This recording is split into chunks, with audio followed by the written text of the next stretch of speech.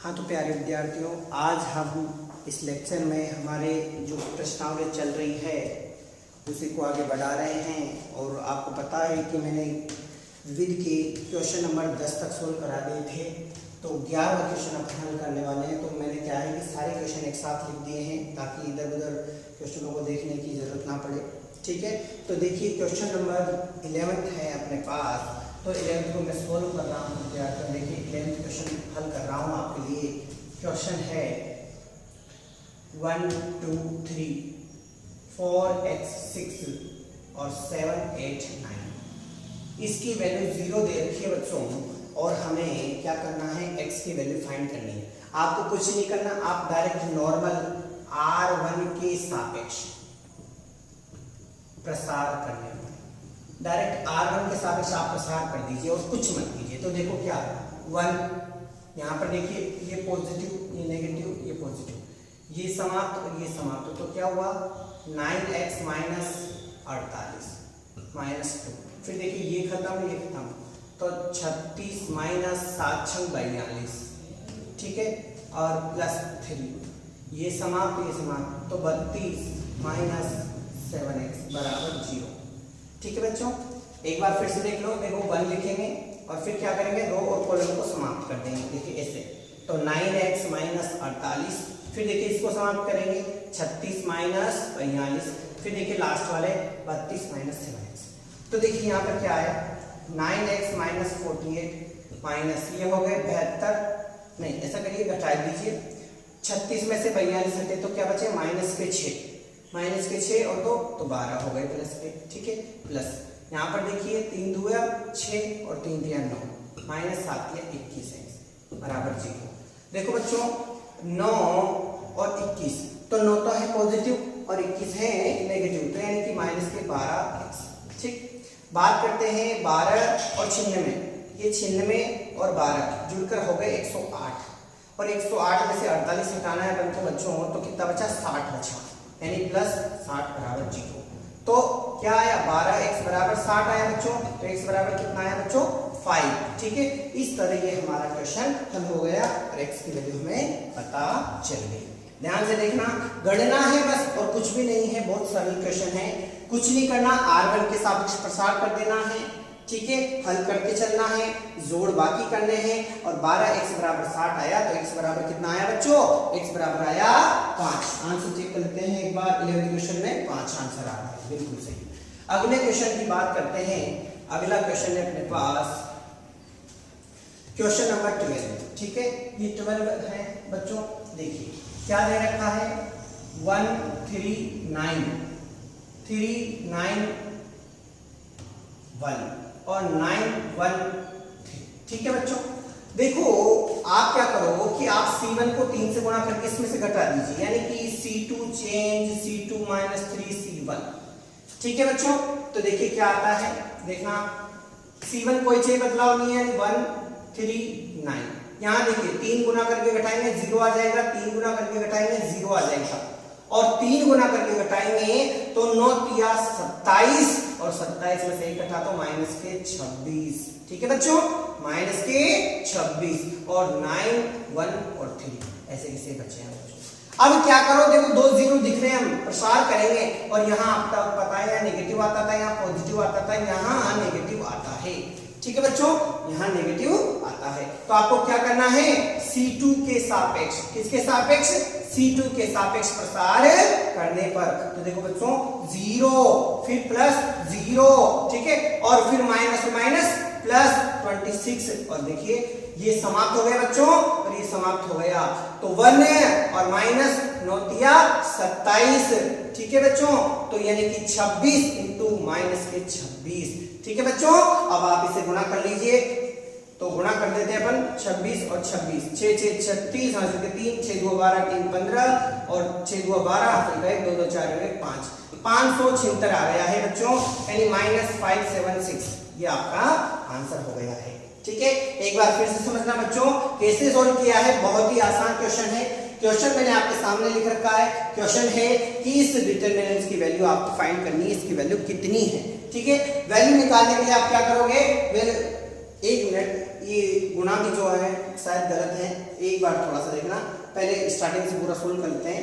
Value निकालने के लिए क्या किया आपने, C2 को चेंज कर दिया, C2 माइनस 3C1, ठीक है।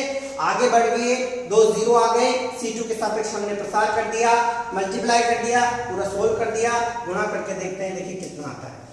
एक बार फिर से देखना, 26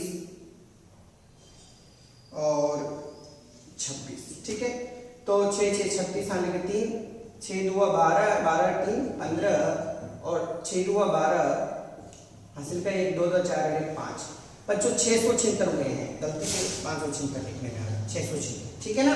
तो इस तरह ही अपना आपका जो क्वेश्चन है हल हो चुका है। अगले क्वेश्चन की अपन बात करते हैं। अगला क्वेश्चन है हमारे पास क्वेश्चन नंबर 13। बहुत ही अच्छा क्वेश्चन है बच्चों, 13वां क्वेश्चन, ठीक है। क्या है question, 1 + a b c a 1 + b c a b और 1 + c।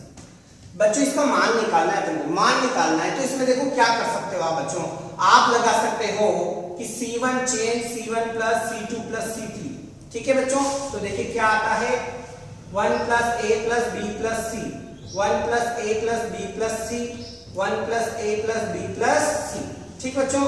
यहाँ b, यहाँ 1 + b, यहाँ b, यहाँ c, यहाँ c, यहाँ 1 + c, ये आ रहा है बच्चों। अब देखो आप क्या बाहर निकाल सकते हो, 1 + a + b + c आप बाहर निकाल सकते हो बच्चों। क्या बचा, 1 1 1 b 1 + b b c c 1 + c।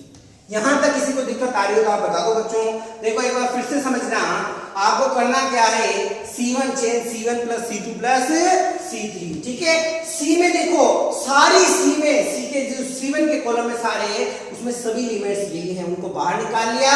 और बच्चों हम अब क्या करेंगे, अब हम लगाएंगे R1 चेंज R1 - R2। तो देखो क्या बचता है बच्चों, देखना ध्यान से, आप R1 को चेंज कर रहे हो, एक में से एक हटा दो 0, यहां पर देखिए -1, यहां पर देखिए 0 और 1 1 + b और c, और ये 1 b और 1 + c। अब क्या करोगे बच्चों आप, अब आप R1 के साथ क्या दोगे, प्रसार करना है आपको, ठीक है, प्लस माइनस प्लस, ठीक है बच्चों।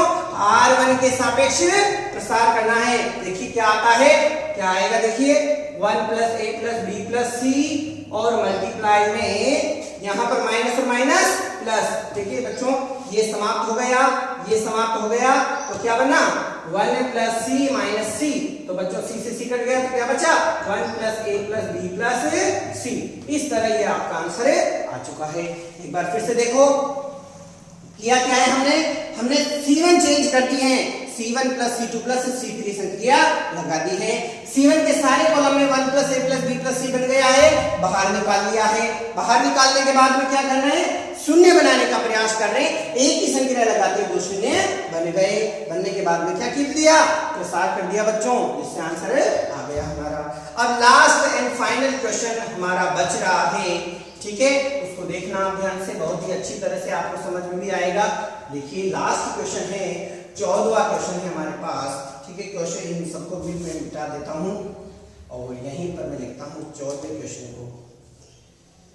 क्वेश्चन है हमारे पास बच्चों, a² ab ca ab -b² cb ac bc -c² और 4a² b² c²। ये है बच्चों। आप देखो ध्यान से समझना, आपको परेशान नहीं होना है, आप बस लेफ्ट साइड मान लीजिए इसे, ये लेफ्ट साइड है, और आपको इसकी वैल्यू ये लाकर बतानी है, ठीक है। अब बच्चों मैं इसको मिटा देता हूं, याद रखना 4a² b² c² को लाना है। अब देखिए आप क्या करो बच्चों, R1 से a, R2 से b और R3 से c बाहर लेने पर, ले लो बच्चों, तो क्या आएगा, a b c। देखिए क्या बचता है, इसमें से a लेना है तो -a b c, इसमें से b लेना है तो a -b और c, इसमें से c लेना है तो a b c, ठीक है बच्चों। फिर क्या करो, C1 से a, C2 से b, और C3 से C बाहर लेने पर ले लीजिए बच्चों, तो a square b square c square, फिर क्या बचा देखो -1 1 1 1 -1 1 1 1 -1। ठीक है बच्चों, अब आप क्या करोगे, आप करोगे R1 change R1 plus R2। ठीक है बच्चों, कर दीजिए a square b square c square. देखिए ये शून्य और ये 1 1 2 1 -1 1 1 1 -1। अब बच्चों आप क्या करोगे, अब आपको करना है प्रसार।